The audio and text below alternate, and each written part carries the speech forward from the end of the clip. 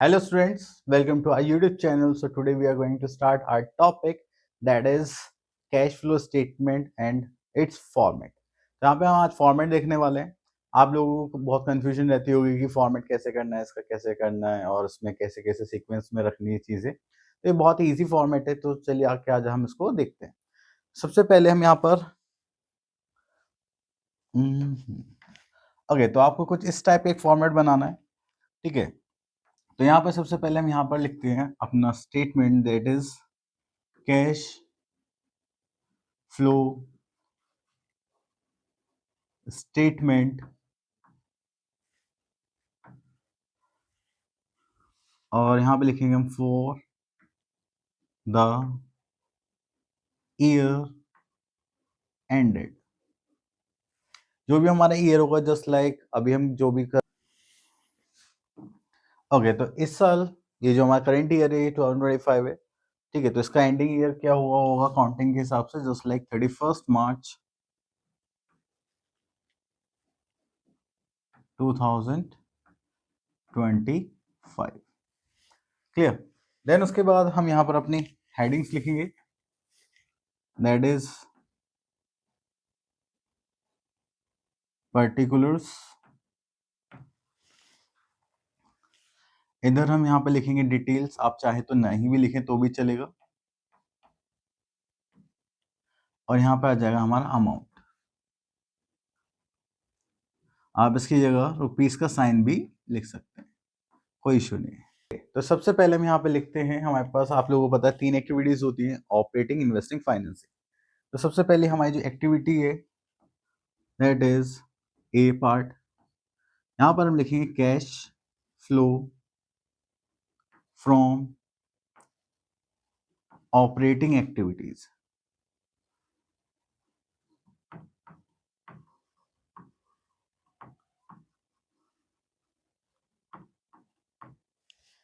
ठीक है, अब इसमें हमारे पास कुछ पार्ट्स हैं.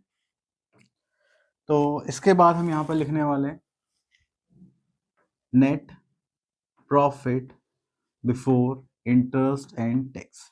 तो ये हमें कैलकुलेट करना होता है. ठीक है, इसके कुछ वर्किंग नोट होते हैं, वो भी हम साइड में करेंगे. ठीक है, तो चलिए अभी कर लेते हैं. ठीक है, नेट प्रॉफिट बिफोर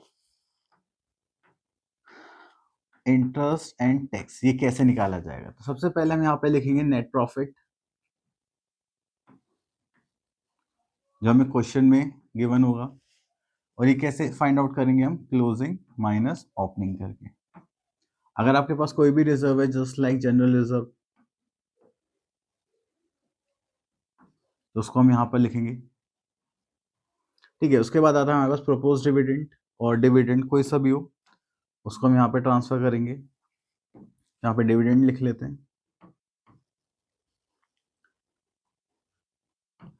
ठीक है, और उसके बाद आ जाता है हमारे पास प्रोविजन फॉर टैक्स.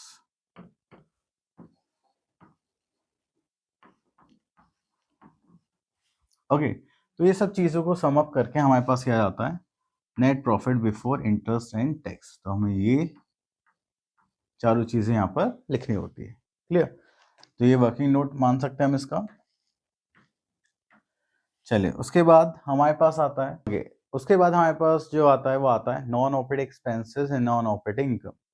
ठीक है, तो हम यहाँ पर लिख लेते हैं adjustment for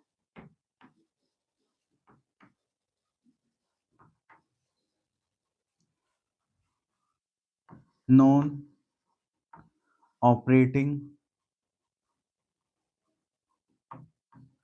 expenses and non operating incomes.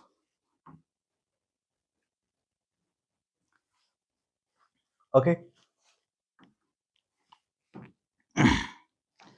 चलिए इनकी एडजस्टमेंट्स में जो भी आइटम्स आएंगे वो आप यहाँ लिखने के बाद फिर आप क्या करेंगे. आप यहाँ पे फिर से एक स्टेटमेंट आएगी. उसके लिए हम यहाँ पे लिखेंगे ऑपरेटिंग प्रॉफिट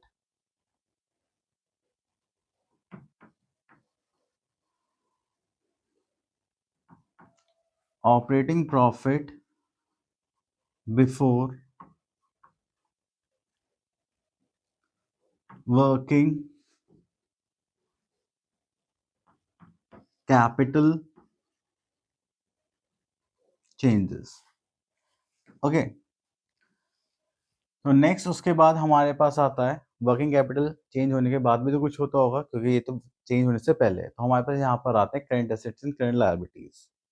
ठीक है, तो हम उनको यहाँ पर ट्रीटमेंट करेंगे।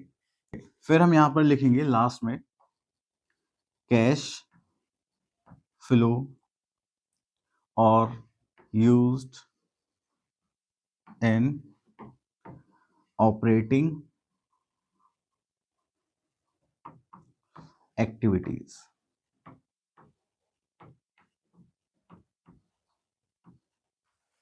क्लियर? तो ये हो गया हमारा ए part finish.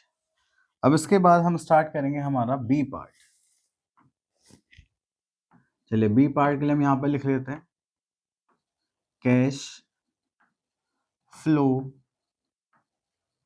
From investing activities.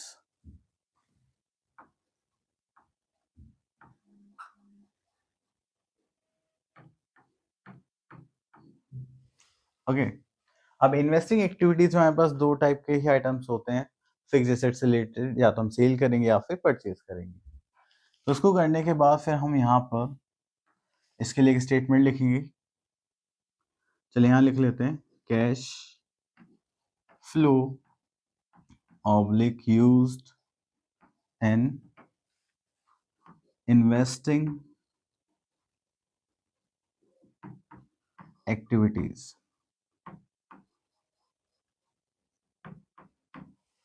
Okay, चलिए, तो अब हम आ जाते हैं अपनी थर्ड एक्टिविटी पर, जो कि कौन सी है हमारी financing activity.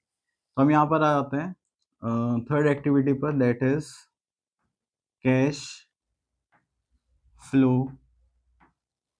From financing activities. Okay, तो चलिए उसके बाद यहाँ पर हम थोड़ा सा आगे चलते हैं। तो यहाँ पर हमारे पास जो भी कंटेंट आएगा उसको लिखेंगे एंड देन उसको क्लोज करेंगे हम यहाँ पर cash flow oblique used in financing activities.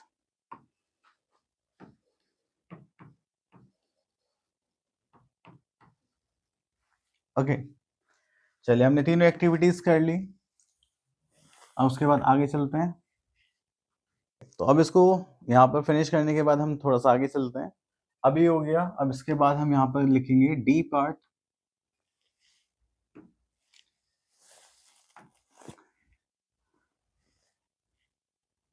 चलिए, इस डी पार्ट में हम यहाँ पे लिखेंगे नेट इंक्रीज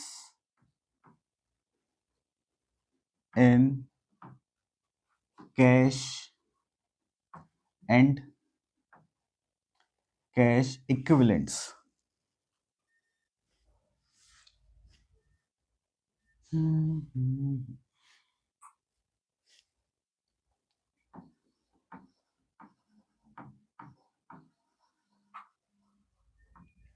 और यहां पर उसके लिए हम क्या वर्ड यूज करेंगे, ए plus B plus C.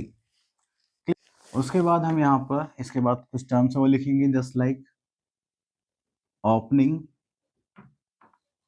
Cash and cash equivalent,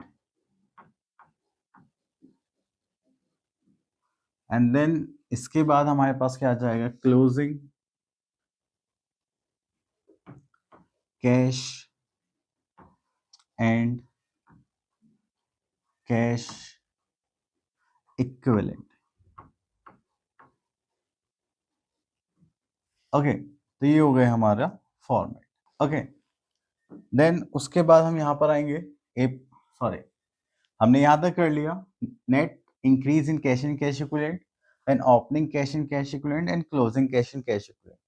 तो आप यहाँ पर A plus B plus C करके लिखेंगे, देन यहाँ पर आप अपना opening cash and cash equivalent लिखेंगे, एंड देन उसके बाद यहाँ पर इस अकाउंट को कर देंगे क्लोज। ठीक है, और यहाँ पर अगर आपका इन दोनों का sum closing cash and cash equivalent के इक्वल नहीं आता है तो इसका मतलब आपका जो क्वेश्चन है उसमें कुछ ना कुछ गलत है। ठीक है, तो देखिए हमारा फॉर्मेट है, इसको हम थोड़ा सा एक बार रिव्यू कर लेते हैं कैसे हमने बनाया है। चलिए, तो यहाँ पर हमारे पास cash flow statement for the year ended 31 March 2025 ये हमने एज्यूम कर लिया। देन यहाँ पर हम लिखेंगे पर्टिकुलर्स डिटेल्स अमाउंट। ठीक है, देन यहाँ पर हम फर्स्ट स्टार्ट करेंगे cash flow from operating activities, then यहाँ पर उसके बाद आता है net profit before interest and tax, और यहाँ पर आ जाएगा adjustment for non operating activities and non operating incomes. अगर कुछ इससे रिलेटेड एडजस्टमेंट आते हैं तो हम यहाँ पर फिल करेंगे। ओके, देन उसके बाद आता है operating profit before working capital changes, तो हम उसको यहाँ पर फिल करेंगे। देन उसके बाद आता है net cash flow oblique use in operating activities. Then उसके बाद आता है बी पार्ट हमारा सेकंड एक्टिविटीज जो कि हमारी होती है इन्वेस्टिंग। तो यहाँ पर हेडिंग डालेंगे cash flow from investing activities, फिर उसके लिए स्पेस छोड़ के फिर हम यहाँ पर देखेंगे, इसको एंड करते हैं net cash flow oblique use in investing activities.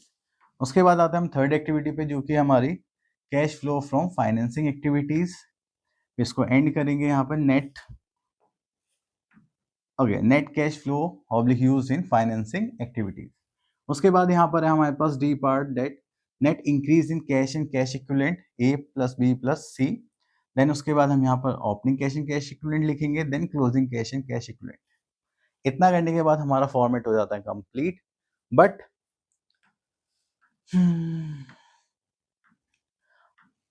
एक एडजस्टमेंट है इसमें, वर्किंग नोट, ये NPBIT हमने लिखा था, that is net profit before interest and tax. तो इसके लिए हम यहाँ पर करेंगे net profit closing minus opening general reserve dividend and provision for tax. तो इन सबको ऐड करके हम यहाँ पर इसको कंप्लीट करते हैं। ठीक है, चलिए, तो ये था हमारा फॉर्मेट। ओके, तो अगर आपको ये फॉर्मेट अच्छा लगा हो तो आप प्लीज कमेंट करिए, एंड ये आपके एग्जाम में बड़ा हेल्प करेगा। अगर आपको कोई एक्टिविटी आती है तो आप ऑपरेटिंग के लिए इतना करेंगे। ठीक है, देन इन्वेस्टिंग आती है तो इन्वेस्टिंग वाला पार्ट करेंगे, फाइनेंसिंग आती है तो फाइनेंसिंग वाला पार्ट करेंगे। तो चलिए मिलते हैं नेक्स्ट वीडियो में, till then all the best.